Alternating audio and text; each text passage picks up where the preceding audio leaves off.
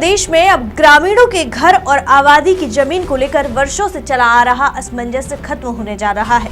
योगी सरकार ने घरौनी को कानूनी पहचान दे दी है, जिससे गांव में रहने वाले लोगों को अपने घर का पक्का दस्तावेज मिलेगा। इससे किसे होगा सबसे ज्यादा फायदा, बताएंगे आपको। देखिए हमारी ये रिपोर्ट। नमस्कार, मैं हूँ आराधना नामदेव, आप देख रहे हैं वीके न्यूज। क्या घरौनी को मिला कानूनी दर्जा? क्या है घरौनी कानून? क्यों जरूरी है ये कानून? क्या ग्रामीणों को मिलेंगे आर्थिक लाभ? दायरे में है कितने गांव? क्या इस कानून से संपत्ति विवादों में आएगी कमी? उत्तर प्रदेश विधानसभा में मंगलवार को उत्तर प्रदेश ग्रामीण आबादी विधेयक 2025 यानी कि घरौनी कानून पारित हो गया है। इस कानून के लागू होने के बाद ग्रामीण क्षेत्रों में आबादी की भूमि पर बने घरों के मालिकों को क्या लाभ मिलेगा, और ये कानून अब गांवों में घर बनाने, मरम्मत कराने या अन्य जरूरतों के लिए ग्रामीण अपनी घरौनी दस्तावेज के आधार पर बैंकों से लोन ले सकेंगे। साथ ही आबादी भूमि से जुड़े स्वामित्व रिकॉर्ड में संशोधन, नामांतरण और सुधार की प्रक्रिया भी पहले से कहीं अधिक आसान हो जाएगी। प्रदेश की योगी आदित्यनाथ सरकार की ओर से इस योजना को तेजी से लागू किए जाने पर जोर दिया गया था। केंद्र के प्रधानमंत्री स्वामित्व योजना को प्रदेश में घरौनी योजना के रूप में लागू किया गया है। यूपी विधानसभा से इसे पास किए जाने के बाद कानूनी रूप से मान्यता वाला विधेयक पास हो गया है।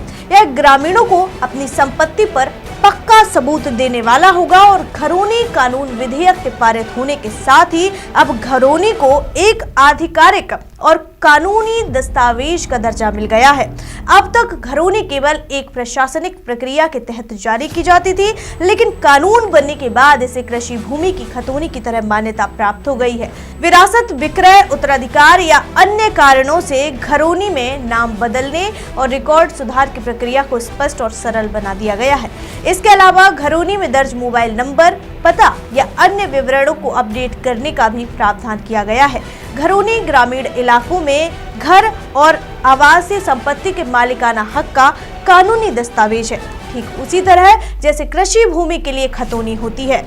ड्रोन सर्वे के जरिए गांवों की मैपिंग कर हर घर की एक विशिष्ट पहचान और रिकॉर्ड तैयार किया जाता है, जिसमें घर का पता, मालिक का नाम, हिस्सा और अन्य विवरण दर्ज होते हैं। इसी को कानूनी जामा पहनाया गया है और घरौनी कानून लाने का उद्देश्य इसे कानूनी मान्यता देना, नामांतरण और संशोधन की प्रक्रिया को आसान बनाना, ग्रामीणों को वित्तीय रूप से सशक्त करना और संपत्ति विवादों व अवैध कब्जों को कम करना है। दरअसल घरौनी कानून ग्रामीणों को उनकी संपत्ति का पक्का और कानूनी प्रमाण प्रदान करता है। इससे उन्हें वित्तीय और कानूनी सुरक्षा मिलती है और प्रदेश में ग्रामीण विकास को नई गति मिलने की भी उम्मीद है। पर्यटन एवं संस्कृति मंत्री जयवीर सिंह ने विधानसभा में बताया कि यह कानून केंद्र सरकार की प्रधानमंत्री स्वामित्व योजना के तहत ड्रोन तकनीक से तैयार किए गए ग्रामीण आबादी क्षेत्रों के स्वामित्व अभिलेखों को कानूनी मान्यता देने के लिए लाया गया है। उन्होंने कहा कि इस कानून से घरौनी अभिलेखों का संरक्षण, समय समय पर नए रिकॉर्ड दर्ज करने और उनके कानूनी प्रबंधन की व्यवस्था सुनिश्चित होगी। साथ ही मंत्री ने यह भी बताया कि स्वामित्व योजना का मुख्य उद्देश्य गांव में सही सर्वेक्षण कर ग्रामीणों की आवासीय संपत्तियों के पक्के कागजात तैयार करना है। इससे ग्रामीण अपने मकान और जमीन के आधार पर बैंक लोन, बीमा और अन्य वित्तीय सुविधाओं का लाभ उठा सकेंगे। साथ ही भूमि के सही रिकॉर्ड उपलब्ध होने से संपत्ति कर निर्धारण, GIS मैपिंग और ग्राम पंचायतों की विकास योजनाओं को बेहतर ढंग से तैयार करने में भी मदद मिलेगी।